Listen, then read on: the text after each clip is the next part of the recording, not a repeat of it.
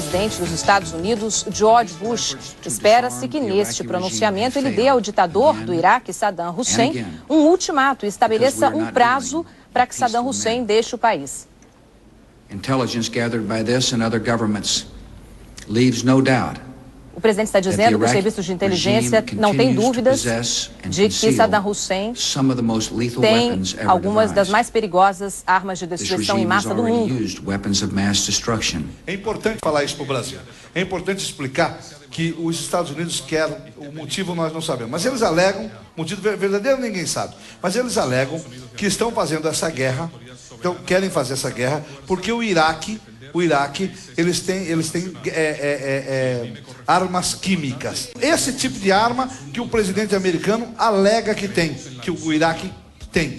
E é por isso, e que o Iraque também é responsável por um monte de terrorismo que acontece pelo mundo. Porque o terrorismo, como é que eles arrumam dinheiro para comprar bomba, para comprar carro, para arrumar avião? Alguém está financiando. E os americanos alegam que quem financia tudo isso hoje é o Saddam Hussein, do regime do Saddam Hussein. Estamos unidos para lutar pela paz, como nunca estivemos, os americanos e seus aliados. Aceitamos nossa responsabilidade. Que Deus continue a abençoar a América. Esse é o pronunciamento do presidente americano George W. Bush, e a parte mais importante, ele dando um prazo de 48 horas para que o líder iraquiano Saddam Hussein deixe o país, juntamente com seus parentes, seus aliados mais próximos. Portanto, quarta-feira à noite, se o presidente americano, se o líder iraquiano Saddam Hussein não deixar o país, não deixar o poder, o presidente americano George W. Bush foi bem claro, apesar de não ter um apoio das Nações Unidas, o ataque começará quarta-feira à noite. Portanto, um prazo não de 72 horas, como chegou a ser anunciado durante o dia, mas de apenas 48 horas. A guerra cada vez mais próxima. Nós todos estamos aqui porque o mundo diz não. Mas George Bush quer porque quer a guerra. Os especialistas indicam centenas e centenas de motivos pró e contra a invasão do Iraque. Estamos aqui para continuar dizendo não. Não, não. Vamos todos juntos.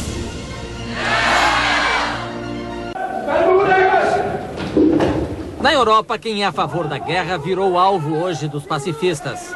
Na Dinamarca, o ataque foi contra o primeiro-ministro Per Stig Møller, que mandou navios e submarinos ao Golfo Pérsico para reforçar as forças aliadas. Acho que o pronunciamento do presidente Bush ontem foi muito forte porque, na minha opinião, desrespeita a ONU, na minha opinião, não leva em conta, sabe, um Conselho de Segurança, não leva em conta o que pensa o restante do mundo, e eu acho que isso é grave. A embaixadora dos Estados Unidos no Brasil, Donna Hrinak, não quis comentar a declaração do presidente. E o curioso é que estamos a poucos minutos do raiar do dia em Bagdá. Ou seja, os comandantes americanos decidiram começar os ataques bem perto da hora do nascer do dia na capital do Iraque. A sua declaração... Mas são as imagens que você acompanha da Rádio Televisão Portuguesa. Importante a gente destacar, não teve início ainda o pronunciamento. A CNN não está com as imagens ainda da Casa Branca, a Reuters também não, apenas um sinal da Reuters, da agência de notícias Reuters, anunciando. A Reuters está anunciando que vai entrar daqui a pouco com as imagens, mas os únicos que mostraram até agora os preparativos foram os câmeras da televisão portuguesa. Estou achando até uma coisa extraordinária isso.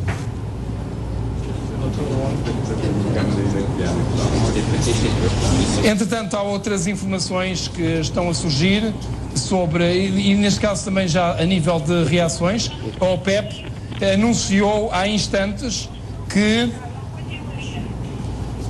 irá tomar medidas para impedir uma uma quebra no fornecimento petrolífero mundial. A CNN está dizendo que perdeu conexão ou houve algum problema técnico com uma ou duas das câmeras que eles estavam utilizando em Bagdá. Talvez por isso os portugueses tenham passado à frente dos próprios americanos. Que coisa, hein? Isso é mais um bastidor dessa cobertura, dos bastidores da cobertura, chama a atenção. Agora eles colocam um mapa ali. My fellow citizens, at this hour, Meus caros American cidadãos, coalition forces are in the early stages of military operations a essa hora as to forças disarm dos Iraq, Estados Unidos começaram a to free its operação people, militar and to defend the world from para grave defender o danger. mundo. On my orders, coalition minhas forces have ordens, begun striking selected targets of military Elas importance atacaram to alvos undermine selecionados Saddam Hussein's ability to wage war. para These are destruir a opening capacidade de stages Saddam Hussein de of what will be a resistir. broad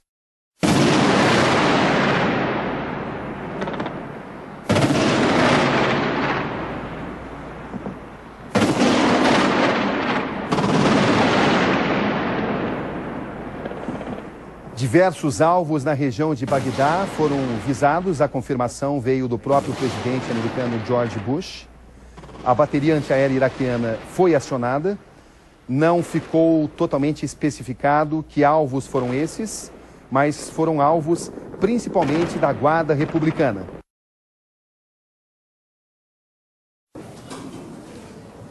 Eu quero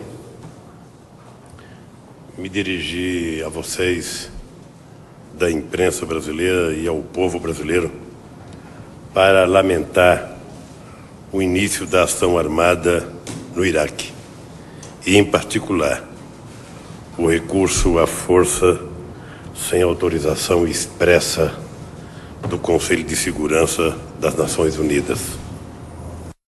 Boa noite, Uchoa. Qual foi a primeira reação dos iraquianos a essa intensificação dos ataques? Boa noite, Fátima. As sirenes acabaram de parar aqui na cidade do Kuwait. Muito perigo novamente. Foi a terceira vez na última hora que elas tocaram e continua, inclusive, esse perigo de ataque de mísseis por aqui. Em relação aos iraquianos, eu acho pouco provável. A capital do Iraque, de 5 milhões de habitantes, é muito empobrecida. Realmente são pessoas, por exemplo, professores que ganhavam $200 a um ano, tipo 5 anos atrás, hoje ganham $5. Ninguém tem dinheiro para encher um tanque de gasolina, ter um carro e sair da cidade. Olha, vocês podem ouvir novamente. Vocês podem ouvir as sirenes agora novamente, mas eu estava voltando a falar em relação a Bagdá, que vive mais ou menos, obviamente, um medo ainda maior do que o medo aqui da cidade do Kuwait. Quem podia sair, já saiu. E a primeira baixa entre os jornalistas. A rede britânica ITN informou que o correspondente Terry Lloyd, que estava desaparecido desde ontem, está morto. Ele estava cobrindo os conflitos na guerra na região sul do Iraque. Nós voltamos a qualquer momento e a cobertura completa no Fantástico.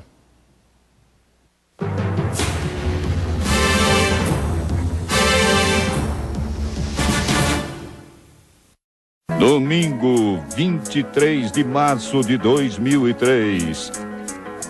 Este é o retrato de uma cidade bombardeada.